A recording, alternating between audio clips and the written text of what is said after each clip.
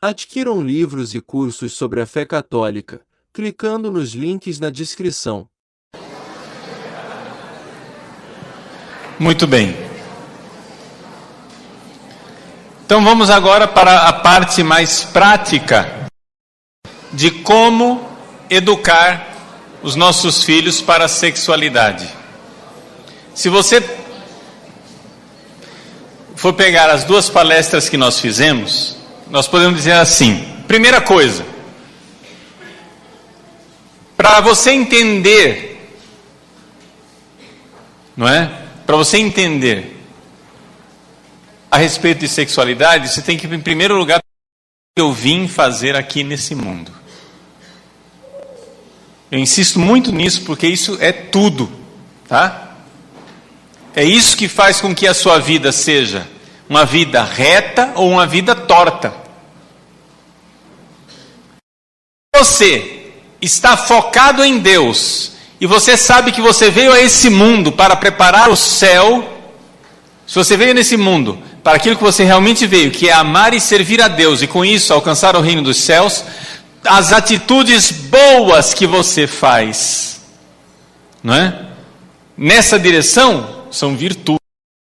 O que você faz contra isso é pecado. Mas se você não está focado no céu, e mesmo assim você faz coisas boas, você não sabe o que é ética. Você tem somente boas maneiras. Você é comportadinho, mas você não sabe por que é que você se comporta. Porque o que realmente dá o norte para a nossa vida é o amor a Deus. Não adianta você ser herói e não sabe por que é que está sendo herói. Então, se existe um Deus, eu pertenço a Ele. Eu sou para Ele. Eu sou para Deus. Ele me fez.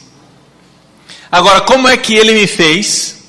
Ele nos fez homem e mulher. E existe uma bela complementariedade entre o homem e a mulher. E aí nós podemos e devemos formar a identidade masculina e feminina, que é uma mistura de biologia com espiritualidade. O verdadeiro homem, a verdadeira mulher, é uma mistura da biologia, daquilo que é a característica do sexo biológico, e das virtudes espirituais que fazem com que isso floresça e faça com que a gente possa ser família. Então é evidente que a masculinidade sadia, verdadeira, a feminilidade sadia e verdadeira, são construídas em cima da biologia, mas não é pura biologia. Não é pura biologia. É necessário um esforço. Por exemplo, eu falei do esforço de ser homem, mas existe, não é, a virtude do ser mulher. A mulher, por sua própria natureza biológica animal, ela é mais recatada do que o homem. Vocês podem ver, isso acontece no mundo animal. As fêmeas são geralmente mais recatadas. Mesmo quando, desculpa falar com essa clareza biológica aqui, mas é que a gente tem que, estamos falando de biologia, tem que falar com clareza. Mesmo no período do cio, a fêmea, ela, de alguma forma, levita o macho. E o macho tem que correr atrás. Por quê? Porque existe um certo recato. Porque, pela lei biológica, a qual esperma é barato e óvulo é caro. Ou seja, o homem o homem não, o macho tem uma relação sexual, e isso não tem grandes consequências biológicas para ele. Mas a fêmea tem a relação sexual e todas as consequências biológicas ficam com ela. Porque é ela que engravida.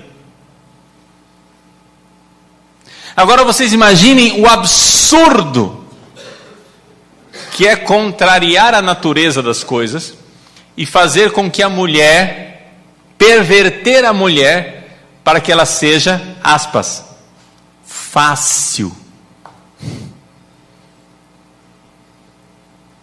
Querer agora fazer uma bandeira, não é, de orgulho da marcha das vadias. Isto é uma violência, veja. Um homem que não é casto, o homem que não é casto, ele está atentando contra a sua natureza espiritual, porque nós seres humanos fomos formados por Deus para amar. E o contrário do amar não é necessariamente odiar. O contrário do amar é usar e jogar fora.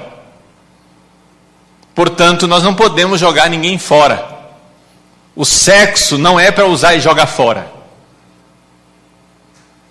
Então é importante ter aliança. Então, um homem do sexo masculino que usa uma mulher e joga fora, contrariando a sua natureza espiritual, mas ele não está contra a sua natureza animal, porque a natureza animal do macho, me desculpa dizer, é meio vadia mesmo. Entendeu? O macho é meio irresponsável mesmo. A gente vê isso no mundo animal. Então, um homem do sexo masculino que usa uma mulher e joga fora, ele está cometendo um crime contra a sua vocação espiritual. Embora, biologicamente, a coisa, assim, dá para quase aceitar. Só que ele está se rebaixando ao nível animal. Mas uma mulher que usa sexualmente e joga fora, ela está cometendo uma violência contra a sua natureza espiritual, igual ao homem, mas também contra a sua natureza biológica de fêmea. As consequências de uma mulher que vive a sexualidade de forma devassa são mais desastrosas para a mulher, muito mais do que para o homem. Por quê? Porque a mulher, ela tanto num campo como no outro, foi feita para ser mais recatada. É normal, gente, é natural isso. Por exemplo, quem tem filho e filha dos dois sexos diferentes, levanta a mão. Muito bem, vocês em casa notaram que existe uma tendência, isso não é matemática, mas notaram que existe uma tendência que a menina é mais tímida em muitos aspectos? Quando ela é pequenininha? Todas as crianças são tímidas num certo momento da vida. Mas a menina, ela é mais delicada e tende mais ao recato do que o menino. A tendência, isso não precisa ser matemática, tá, gente? Estou dizendo que é a tendência biológica. Cada um depois tem seu temperamento, seu jeito de ser, etc. Agora vejam, isto é importantíssimo a gente entender. Que, se nós vamos educar, nós precisamos construir a masculinidade e a feminilidade, e isso tudo é construído, tem um substrato embaixo que é a biologia, mas existe algo que a gente precisa acrescentar, que é a espiritualidade. Porque nós, seres humanos, não vivemos o sexo somente como biologia. Um animal faz sexo e ele está plenamente satisfeito com a sua vida sexual. Mas o ser humano não é assim. O ser humano, ele faz o sexo e não está satisfeito. Se aquele sexo não tiver um significado, não tiver algo superior, transcendente. O sexo precisa ser espiritualizado. O sexo, se ele não tiver um significado espiritual, ele destrói o ser humano. Por isso, a gente deve dizer que o sexo, para ele ser sadio, ele tem que ter algo de sagrado. O sexo tem que ter algo de sagrado. O sexo vivido de forma profana é um sexo que termina machucando a natureza humana. A humana. Não estou falando dos animais. Nós temos uma natureza diferente dos animais. Então, aqui que está a arquitetura. Agora, na prática, como é que a gente faz para educar os nossos filhos com relação a isso? Bom, a primeira coisa que a gente precisa é educar os nossos filhos desde criança com os olhos fixos no céu. Você precisa ensinar para o seu filho, para a sua filha, que nós estamos aqui de passagem. O seu filho tem que sonhar com o céu, ele tem que ter amigos no céu, tem que ter os santos, tem que ter os anjos. Você precisa colocá-lo, elevá-lo, você precisa colocá-lo no foco, senão não vai dar certo. Mas você também não vai conseguir educá-lo e focá-lo se você não estiver focado. Se você está esquecido do céu o tempo todo. Então a primeira coisa é corações ao alto. Buscai as coisas do alto.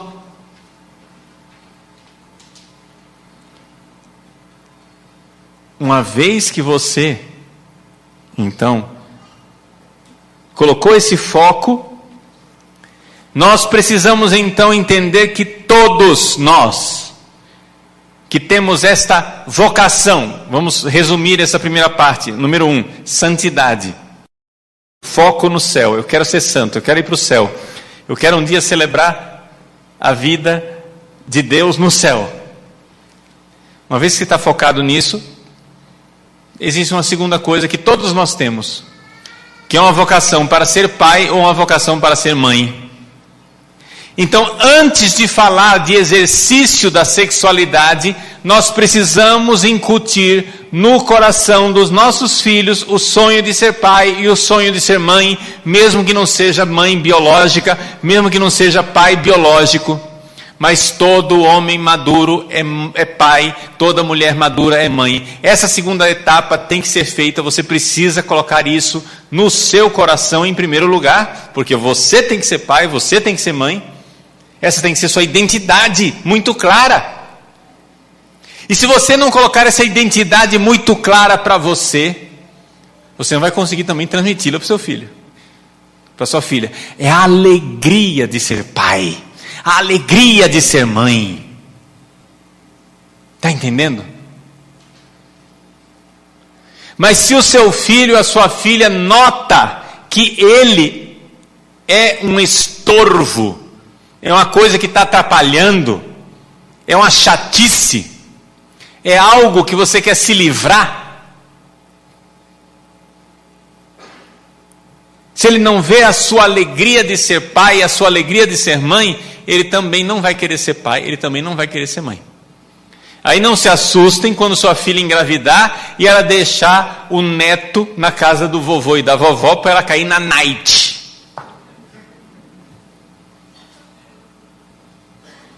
Porque ela já é mãe biologicamente, mas você não construiu a mãe espiritualmente. E lembrem, família é uma realidade espiritual, não é uma realidade biológica. Os animais não têm família. É uma realidade biológica no ser humano, enquanto o ser humano precisa de família, mas não queiram salvar a família só olhando para a biologia dos animais. Não é suficiente. É um projeto espiritual. Portanto, ser mãe é um projeto espiritual. Então, eu não sei se vocês estão notando que nós viemos aqui para falar de educação sexual, e eu até agora não falei do 6º mandamento, eu estou empacado no 4º mandamento.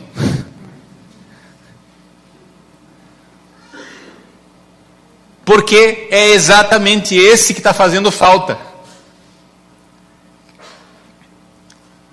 Quando para o seu filho, desde pequenino, sexo significa família, e família significa uma coisa boa, uma aliança, onde um homem e uma mulher caminham juntos para o céu e vão levar os seus filhos também, então o sexo já está no seu lugar natural, no lugar que Deus quer.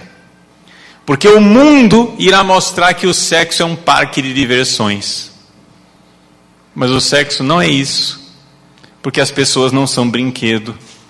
E a vida não é brincadeira, a vida é muito séria.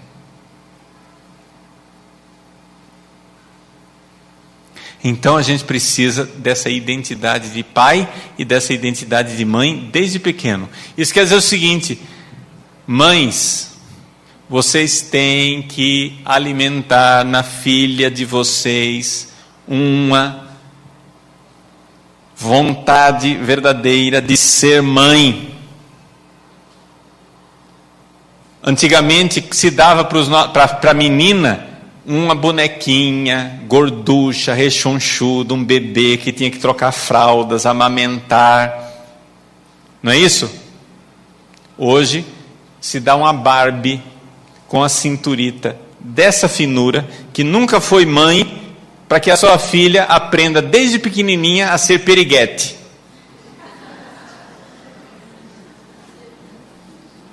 Me desculpem o palavreado, mas é isso.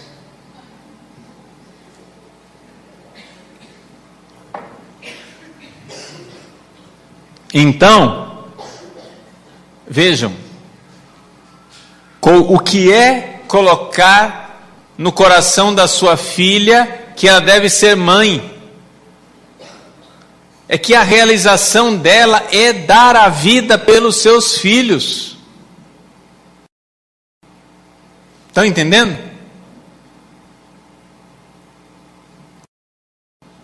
Ora, uma criança que cresce assim, olhando para a sexualidade como sendo um dom de Deus para que eu tenha filhos e possa levar os meus filhos para o céu,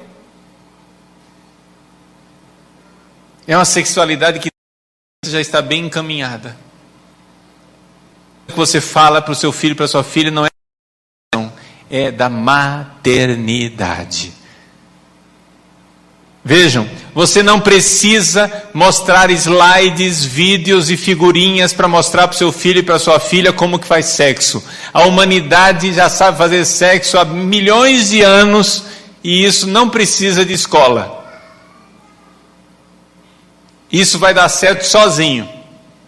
E se depois de casar eles passarem uma semana e o negócio não aconteceu ainda, não se preocupe, eles vão vir perguntar. Não precisa ensinar antes. Não é questão de saber como que funciona. Tá? Mas é importante que a menina tenha acesso ao seu próprio corpo e saiba como o seu corpo é um templo sagrado de Deus, para que ela veja que o milagre da vida acontece no seu corpo. O corpo da mulher é o santuário da vida. Então precisa explicar para ela que o milagre da vida acontece dentro dela. Que Deus cria a alma da criança dentro do ventre da mãe. Deus não faz isso dentro do corpo do homem, do sexo masculino. Só faz isso no corpo da mulher. E portanto o corpo da mulher é o santuário sagrado da vida, que não pode ser profanado. A gente não profana as coisas sagradas. É por isso que a mulher deve saber tratar o seu corpo como uma realidade sagrada. E o vestir de uma menina católica tem que ser um vestido que celebra a própria beleza interior, a beleza que está dentro de você. Veja, importante isso. O mundo, como é que é a beleza das mulheres mundanas? É uma máscara. Ela quer ser outra coisa. Se ela tem o cabelo preto, ela quer o cabelo loiro. Se ela tem o seio pequeno, ela quer o seio grande. Se ela tem olho, ela quer o olho azul. É plástica, botox, enchimentos, tudo quanto é tipo de coisa artificial. Aí você põe os enchimentos na roupa e puxa de cá e puxa de lá, etc. Eu conheço uma estilista católica, não é? Que ela diz assim: quando uma noiva vem fazer o vestido de noiva dela, é muito sutil a passagem entre a tesoura, a linha e a agulha no tecido para o couro dela. Ou seja, o que ela queria mesmo é que você cortasse e costurasse o couro dela para ser outra pessoa, para ser outro corpo.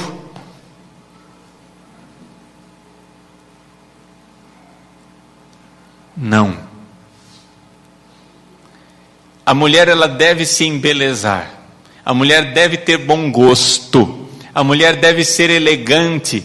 Mas uma coisa é você ser elegante e celebrar a beleza que você tem na sua alma. Ou seja, a beleza de Nossa Senhora, todas as aparições de Nossa Senhora, todo mundo dizia, todo mundo que viu Nossa Senhora um dia disse: ela é belíssima. Ela é belíssima. Quando Jacinta viu a primeira imagem que fizeram de Nossa Senhora de Fátima, que fizeram uma imagem belíssima lá da capelinha de Fátima, lá, uma imagem bela, que linda. Quando Jacinta viu aquela imagem, ela começou a chorar. Disse: o que foi, Jacinta? É muito feia. Porque Nossa Senhora é linda. E resplandece no rosto dela a beleza, a pureza interior, a grandeza da alma, a nobreza da alma. Portanto, uma mulher católica deve ser elegante, mas a elegância da mulher católica é a celebração das suas virtudes. Para você ser uma mulher, uma santa mulher católica, você não precisa ser brega. Você não precisa ser cafona, ter mau gosto, desajeitada, mulambenta, assanhada e fedida.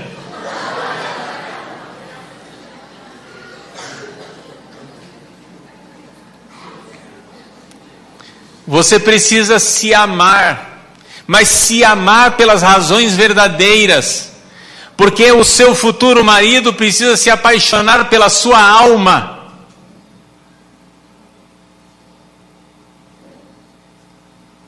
Porque o seu corpo vai mudar, não adianta você ficar lutando contra a lei da gravidade, vai despencar.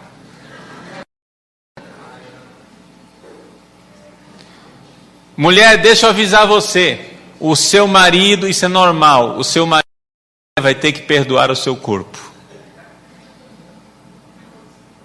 É normal. E para ele perdoar, você vai ter que perdoar também, né? Se aceitar. Mas uma coisa é você ver uma pessoa envelhecer cheia de graça, de beleza, onde os próprios cabelos brancos fazem parte do ornamento e da beleza da pessoa. Outra coisa é uma mulher envelhecida brincando de adolescente. É tão ridículo isso. É tão ridículo uma mulher madura brincando de adolescente. Então, a menina católica, ela deve ser educada, a ver a grandeza, que o ornamento das mulheres santas são as virtudes, e que o jeito de vestir deve celebrar as virtudes interiores. A mulher deve irradiar beleza e elegância. Já o homem é outra coisa. Tudo aquilo que seja muito requintado, elaborado, excessivamente rebuscado, num homem será efeminado.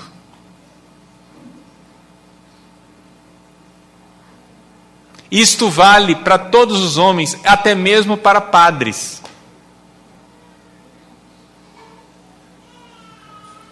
Você vê quando um padre está vestido de padre, porque aquele é o hábito com o qual ele se consagrou a Deus. Você vê quando um padre está fantasiado de padre. Porque você vê que tem algo de artificioso e real naquele negócio. O cara é o modelito.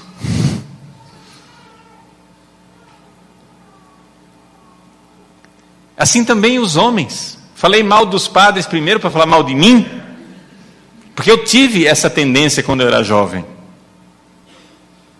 E tive que corrigir isso. Assim também, digo agora, bati na minha cabeça, agora vai na sua. Assim também os homens. Parem com essa estupidez de ficar se olhando no espelho, que homem não se olha no espelho. Você se olha no espelho para fazer a barba e acabou.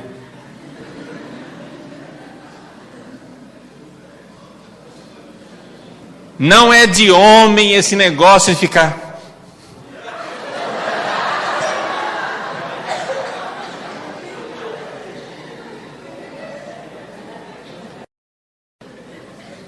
O cara vai para a academia para se olhar no espelho.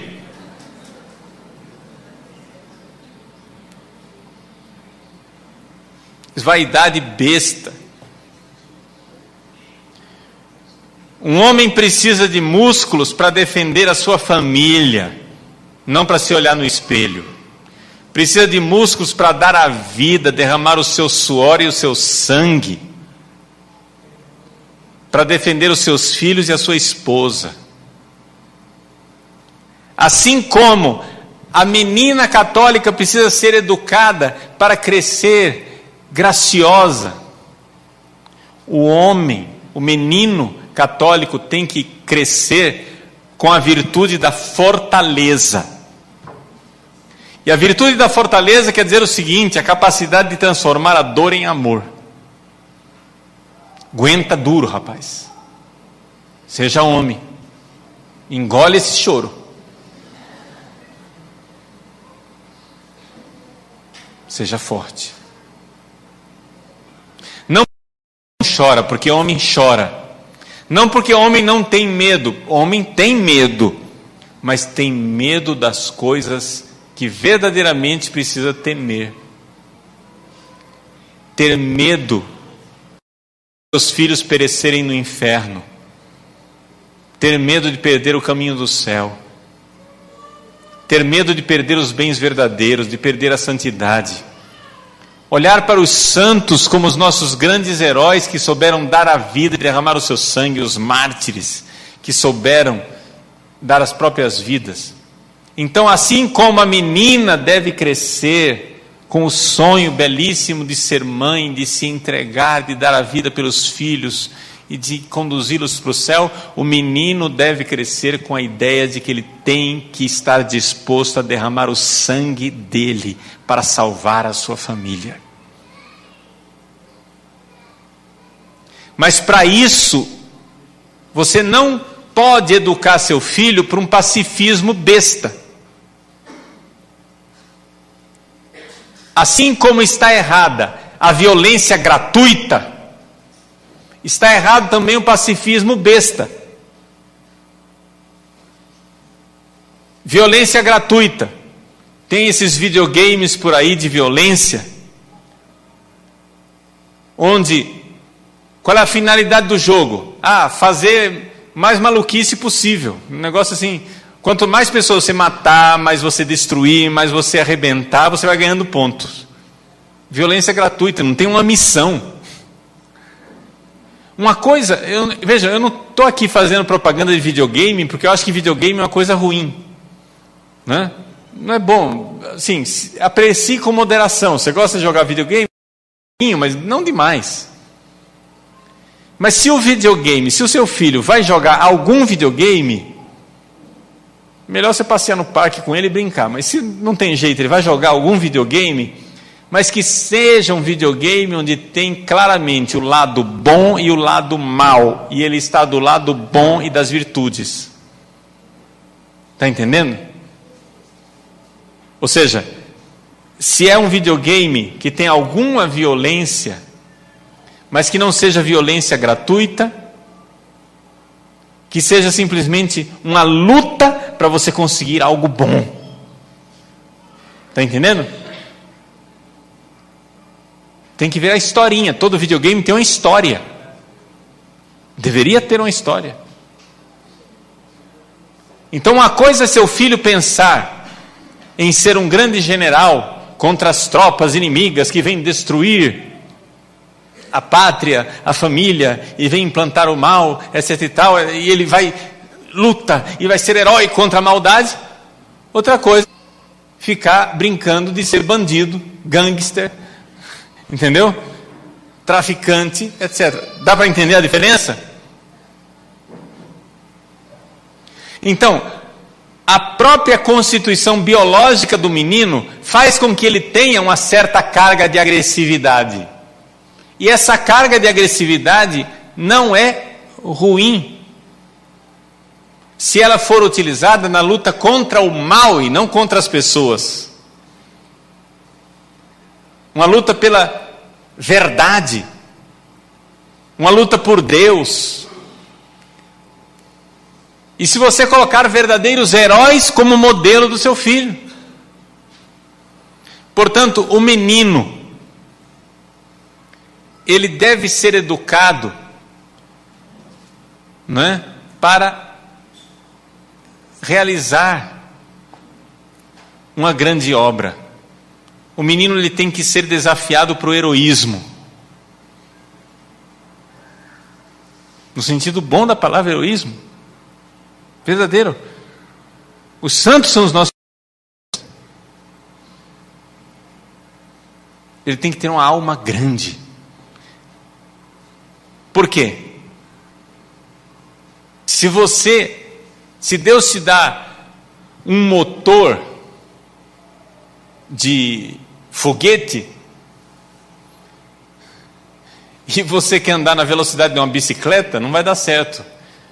O que você vai fazer com o motor de foguete? Bom, aponta o foguete para alguma coisa que vale a pena, para a lua, sei lá, quando é que você vai viajar. Se você aponta o foguete para o irmão para destruí-lo, também não vai dar certo, né? Então nós somos chamados para a grandeza, o heroísmo. Por exemplo, uma das coisas que educam os meninos, quando um homem mais velho, a gente brinca de brigar, né? Assim, o homem mais velho, chega uma hora, o menino vai e quer ganhar, e ele vai e dá um murro mais forte. Pum! O homem mais velho chega e segura a mão dele assim, diz: não faça isso. Sem machucar, ele demonstra uma força, para que ele entenda: eu estou batendo devagar, não é porque eu não tenho força, eu tenho. Eu poderia te machucar, eu não vou te machucar, porque eu estou contendo a minha força. Ao fazer isso, no menino que ele precisa conter a força dele, porque ele tem força bruta. Ele precisa aprender com outro homem a conter a força bruta dele. Entendeu? Mas não é necessário e não é desejável que o seu filho cresça efeminado. Mas, padre, E se a gente nota que o menino está crescendo um pouquinho efeminado, é a falta do carinho e da presença do pai. O menino está admirando demais a mãe. Isso ainda não é homossexualismo, hein? Atenção. Aos 7, 8, 9 anos de idade, a criança, depende da fase de cada um, não é? Mas naquela fase ali de pré-adolescente, bem antes ou seja, pré-adolescente não, infância ainda, 7, 8, 9 anos de idade, a criança está criando a sua identidade sexual como masculino ou feminino. Se você nota, naquela fase que o menino está com trejeitos efeminados, não é? Não se desespere, isso não quer dizer nada com relação à sexualidade, porque ele ainda não tem pulsões sexuais claras, dirigidas a um objeto claramente sexual. Nessa fase, o menino precisa ser ajudado, porque é sinal de que ele está admirando muito a mãe e está um pouco afastado do pai. Nesta fase é importante que ele tenha, aspas, o pai herói, o pai que ele quer imitar. E se o pai não é presente, você precisa colocar uma figura masculina que ele imite. É um avô, é um tio, é alguém. Ele precisa se aproximar de outros homens, porque se ele está circundado de mulheres, ele vai imitá-las. Lembrem-se, ser homem é um esforço. Ele precisa fazer a força de sair do mundo feminino para ser masculino. Está claro isso para vocês? Então, sem oprimir o menino, sem ficar xingando, agora, está com jeito de viado. Nada disso. Não precisa xingar a criança. Não é isso, você não está entendendo. É simplesmente uma questão de admiração. Você precisa atraí-lo positivamente para o mundo masculino. Atraí-lo positivamente. Contar histórias de heróis e de homens que ele admire. Dar exemplo. E assim é que vai. Então vejam, e então colocar no coração do menino essa ideia de que ele nasceu para ser pai, para dar a vida, derramar o sangue dele pela mulher e pelos filhos para levá-los para Deus. Aí seu filho vai ter um sonho grandioso. E é aqui que acontece então essa realidade da identidade sexual básica. Mais para frente, quando começarem os desejos sexuais na puberdade, na adolescência, como é que nós vamos ensinar os nossos filhos a sexualidade? Atenção agora que isso é muito delicado, e o primeiro laboratório disso é você mesmo, tá? Você vai ter que ensinar isso para você.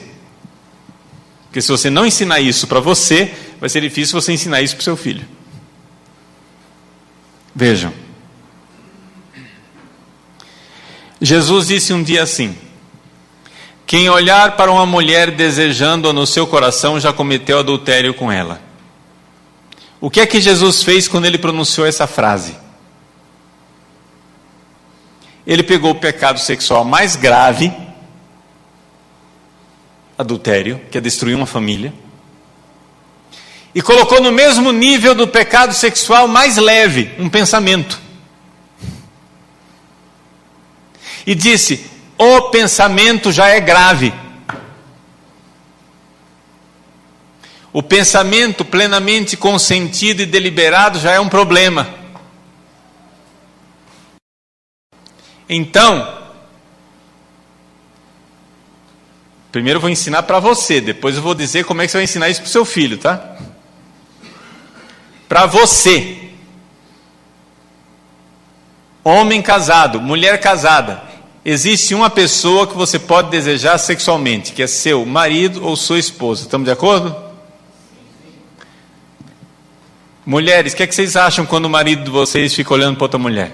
É gostoso isso? É agradável? É bom? Vocês se sentem felizes, realizadas? Não, né? Se sentem traídas, é ou não é verdade? Então Jesus tem razão, não tem? Homens, o que você acharia da sua mulher olhando para o vizinho? Sua mulher olhando para o vizinho e dizendo: nossa, ele é musculoso, hein? Você, hein? Não sei não.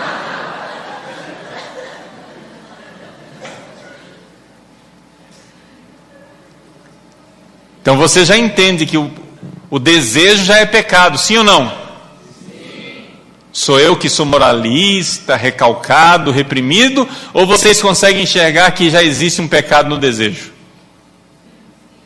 Sua mulher desejando outro homem não é agradável não, né? Seu marido desejando outra mulher não é agradável não, né? Tudo bem. Então Jesus estava certo. Se não fosse, eu estou mostrando a lógica do que Jesus está ensinando. Então o que acontece é o seguinte: você precisa entender que o pensamento já é um pecado grave. E você precisa matá-lo quando ele aparece. Vejam, existe um salmo, o Salmo 136, aquele: nos rios da Babilônia, ali chorávamos, não sei o que, etc e tal, canta-nos um canto de Sião. No final, o salmo diz assim: feliz quem pegar os teus filhos, Babilônia, sem vergonha, safada, sanguinolenta, né? Feliz quem pegar os teus filhos, arrancá-los e arremessá-los contra as pedras, recém-nascidos. Pegar o filho recém-nascido da mão da Babilônia e jogar na pedra assim, estraçalhar. Pá, acabou, morreu. Violento, né? Mas é que o filho da Babilônia são os pensamentos maus. Mate o pensamento recém-nascido, que é mais fácil. O que é mais fácil? Você matar o filho da Babilônia recém-nascido, ou você esperar ele crescer quando ele for um guerreiro robusto, forte, bombadão, com capacete, espada na mão e armadura? O que é mais fácil? Recém-nascido ou crescido? Então mate logo. O primeiro pensamento. Gente, a castidade é a coisa mais fácil do mundo. Se você matar recém-nascido, porque a coisa mais fácil do mundo é matar o recém-nascido. Mas se você deixa a coisa crescer dentro de você, vira problema. Mas padre, se eu fizer isso eu vou ficar recalcado, reprimido. Freud explica.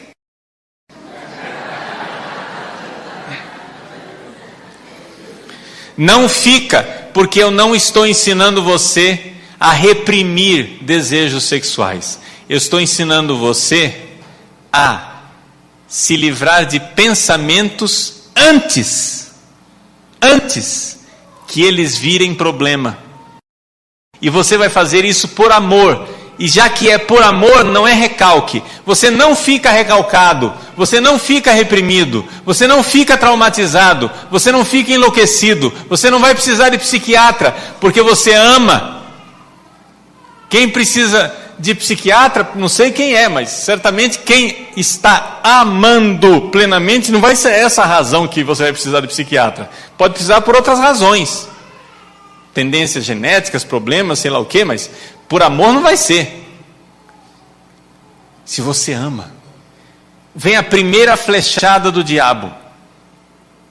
Olha para aquela menina. É assim: minha mãe Maria, eu quero te ver no céu. Eu não vou trocar a beleza do teu rosto no céu por esta menina. Que Deus a abençoe, que ela se salve. Ela está muito mal vestidinha.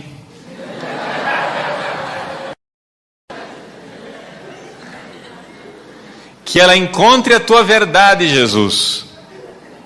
Salva a alma dela, porque desse jeito está feio. Vejam, gente, é a coisa mais fácil do mundo fazer isso.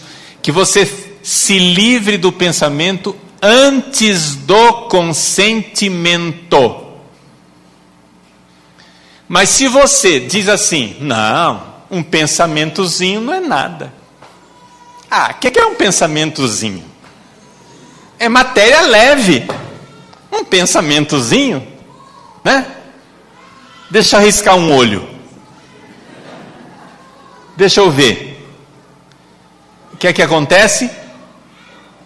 Acontece que, biologicamente falando, acontece dentro uma descarga de dopamina, que é um neurotransmissor no seu cérebro que foi feito para a caça. Você vai começar a caçar.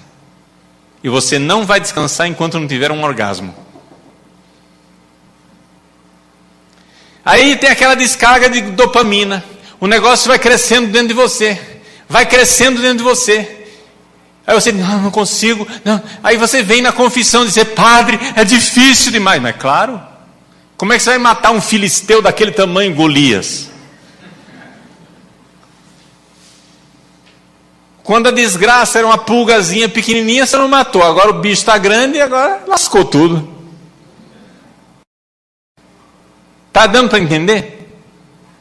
Então você tem que proibir o pensamento. Distraia. Põe a sua cabeça em outro lugar. Vai dizer a tabuada. 2 × 2, 4, 2 × 3.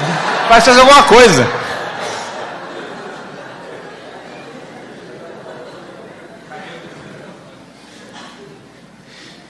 Põe a sua cabeça em outro lugar. Pense em outra coisa.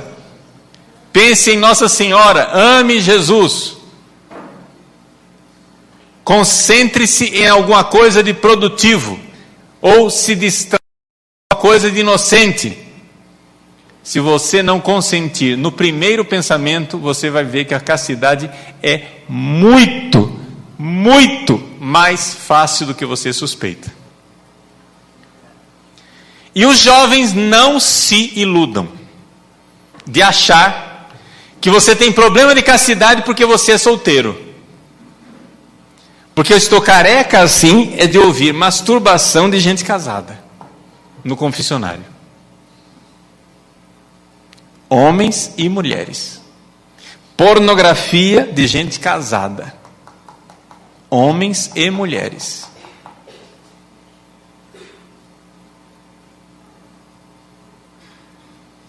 Não pense que o casamento vai resolver seus problemas sexuais, porque a castidade é dura para todo mundo.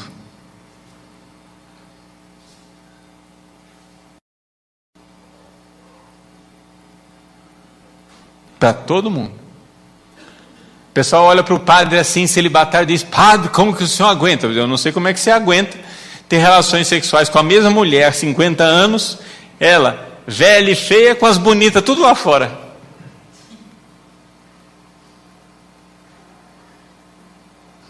Eu sei que eu radicalizei na coisa, mas o celibato é uma forma de castidade que exige, assim como o casamento é uma forma de castidade que exige. A castidade é uma virtude para todo mundo.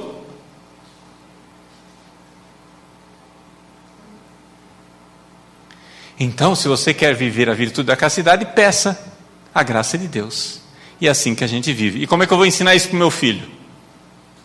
Não é? Então, você tem que...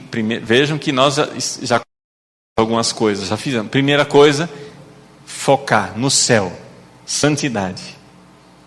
Você veio nesse mundo para ser feliz no céu. Nessa vida aqui não tem felicidade perfeita, não. Se o seu filho que nesse mundo vai ter felicidade perfeita, vai dar errado. Nesse mundo não tem felicidade perfeita. A felicidade é no céu. Foca no céu que dá certo. Segundo ponto.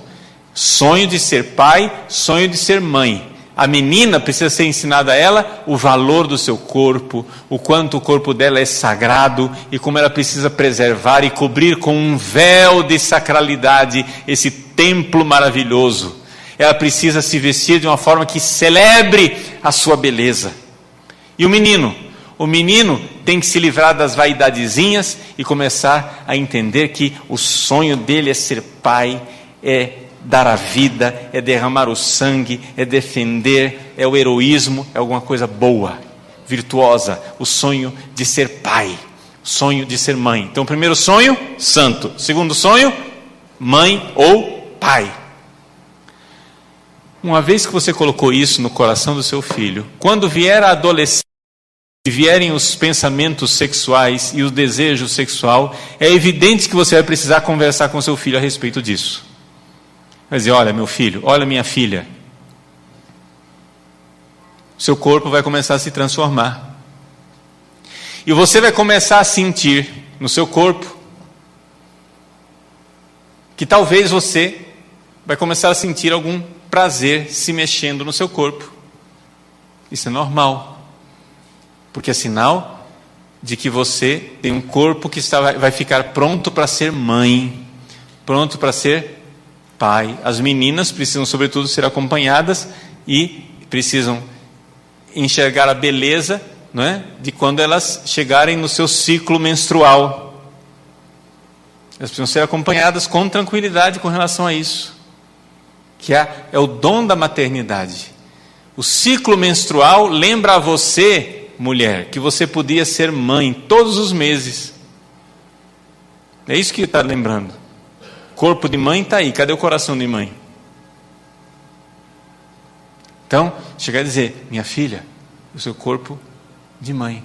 O menino precisa ser advertido. Olha meu filho, pode acontecer que o seu corpo comece a se preparar para relações sexuais. E pode acontecer um fenômeno, você não vai usar esse nome, né? Mas isso existe, chama-se poluição noturna. É um orgasmo que acontece durante o sono naqueles homens que não têm atividade sexual. Isso não é uma regra universal, pode ser que aconteça, pode ser que não aconteça, né? Não vão procurar para os médicos hoje em dia instrução sobre isso, porque os médicos são totalmente ignorantes, porque eles já foram educados, os médicos foram formados no mundo depravado. Então os médicos já não sabem mais nem o que é um corpo casto.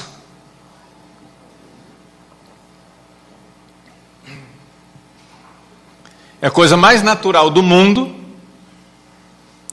não é? Que saber que o homem, se ele não teve relações sexuais, o esperma terá que sair de alguma forma. Alternativa 1, ele é absorvido pelo próprio organismo.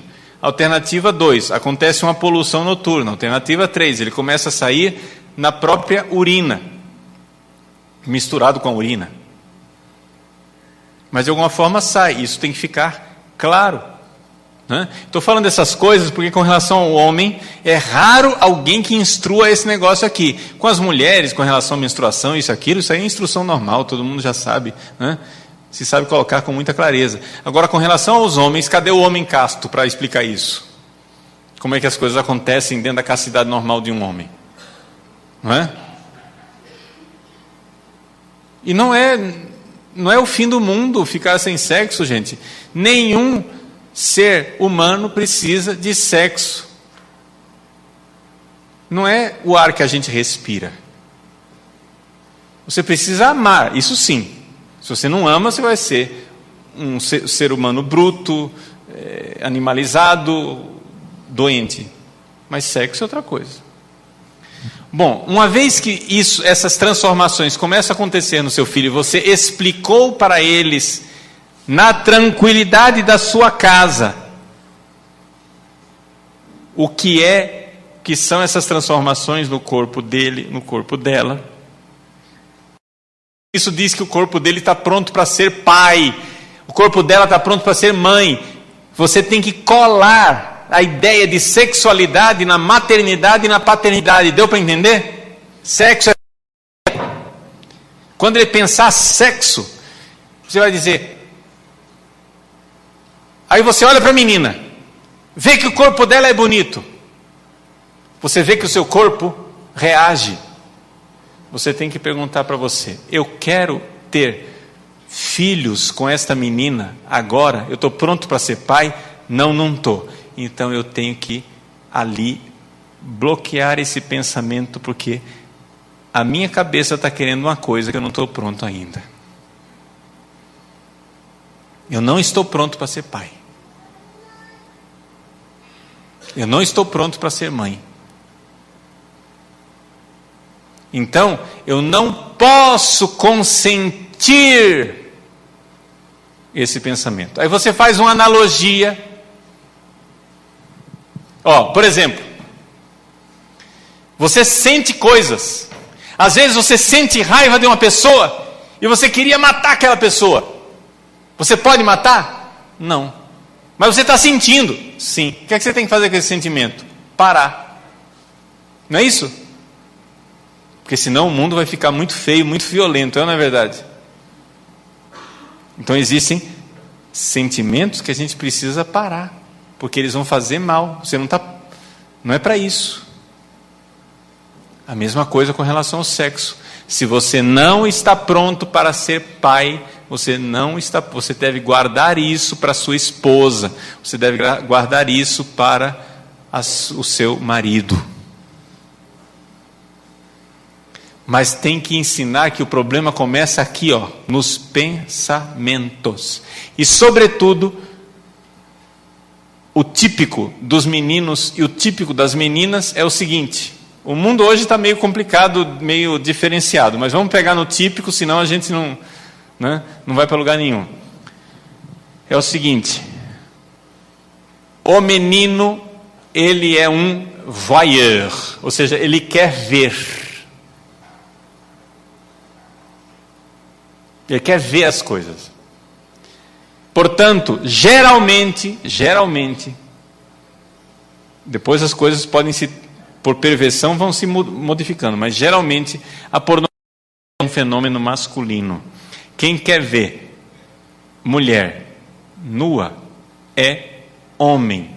Quem quer ver homem nu é homem.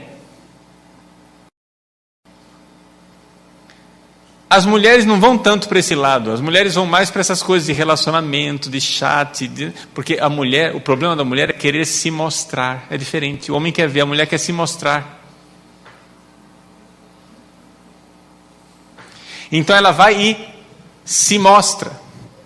Aí o pecado da menina na internet pode ser a maluquice de querer se mostrar numa webcam.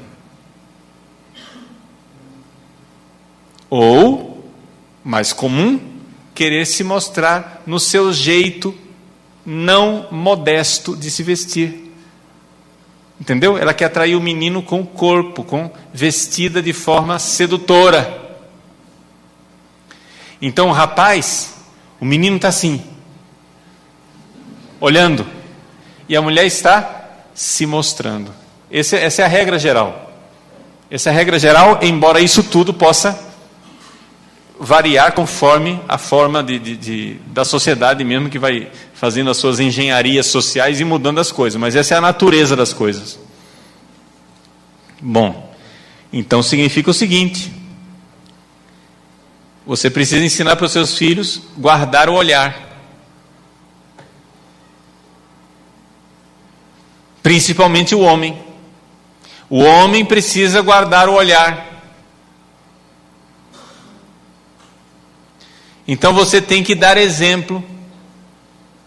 Você quer educar o seu filho? Está acontecendo, você está na televisão, vocês estão assistindo uma coisa, aparece uma cena de uma mulher mal vestida. Você baixe o olhar e diga: meu filho, não olhe.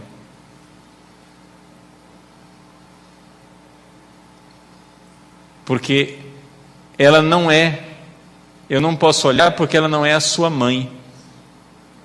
Eu não posso olhar para mulher nenhuma com desejo assim, se não é a minha esposa. Você ainda não encontrou a sua esposa. Não olhe. Ela não é a sua esposa.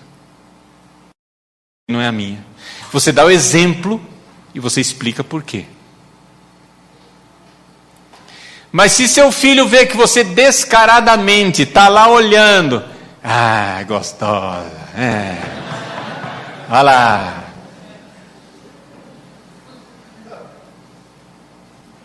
Você não está educando a sexualidade do seu filho, estamos de acordo? Não é que é somente o exemplo que educa. Você tem que educar e dizer por quê. Mas o seu filho tem que notar que você não olha para outras mulheres. E você tem que explicar por quê. A mesma coisa a mãe. Deve educar as meninas e mostrar, não, minha filha, olha, a mãe não pode colocar essa roupa aqui. Por quê? Porque eu só posso mostrar o meu corpo para o seu pai. Eu não vou... Nós somos uma joia preciosa.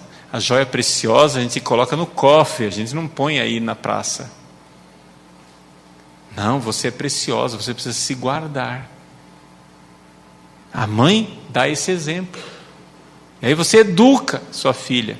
Então a filha a se guardar modestamente. Saber celebrar a alegria de ser mulher. Gente, não é problema nenhum uma mulher usar uma calça comprida. Mas, como é bonito se você começar a mostrar para sua filha a beleza de ser mulher usando saia com mais frequência. Sabendo mostrar a beleza, a elegância. Educar sua filha nisso. Entende? Não é uma questão de moralismo, vocês estão entendendo? Mas é a questão de mostrar à sua filha a alegria de ser feminina. Então, em linhas gerais, é isso. E quando você vê na sua filha essa vontade de se mostrar, de se exibir, de não sei o que, etc e tal, isso, aquilo, você vai dizer, não, você não pode fazer isso, porque você está sendo ocasião de pecado para outras pessoas. Você tem que cuidar da alma dos seus irmãos. Ele olha para você com outro olhar, ele está pecando, ele está perdendo a graça de Deus. E aí, vice-versa, ou seja, isso que eu falei, que o menino precisa guardar o olhar, a menina também precisa. Só que para o menino, isso é uma obsessão. Para a menina, pode se tornar uma obsessão se ela se viciar nisso, mas naturalmente não. Por natureza, ela não fica olhando. Por natureza, ela quer ficar mostrando. Mas pode acontecer de tanto ver, ela aprende a gostar de ver. Então, claro, a menina também precisa guardar o olhar, mas não é um esforço tão grande como para o rapaz. Assim como também, o rapaz também precisa aprender a ser modesto com o corpo. Normalmente, os rapazes não estão preocupados com isso, mas neste mundo de metrosexuais, virou, né? Agora os rapazes estão preocupados em mostrar o corpo também. Então aí fica um escândalo, porque aí as meninas começam a olhar também demais. Mas não é natural isso num rapaz, mas em todos os casos eles andam fazendo também, preocupadíssimos em atrair os olhares das mulheres. Mas a modéstia geralmente não é o problema masculino. Geralmente não é o problema masculino. Mas pode acontecer também que um rapaz seja ocasião de pecado para uma menina. Então é mais ou menos isso, não é? Assim, em linhas gerais. Mas padre, e como é que a gente vai ensinar o filho ou a filha a fazer sexo? Isso não precisa. Você vai simplesmente ensinar que o sexo é uma atividade que se faz na família para que nós possamos ter filhos e levá-los para o céu. É isso. E tudo aquilo que não é isso, não é sexo. É aberração. É aberração. Mas vocês já notaram que o problema maior nosso não é o ato sexual. É a falta da espiritualidade que nos leva para o céu, que faz a gente ficar buscando a felicidade aqui na terra e se esquecendo de Deus. Essa é a nossa dificuldade. Então nós vamos depois ter um tempo para perguntas, não é isso?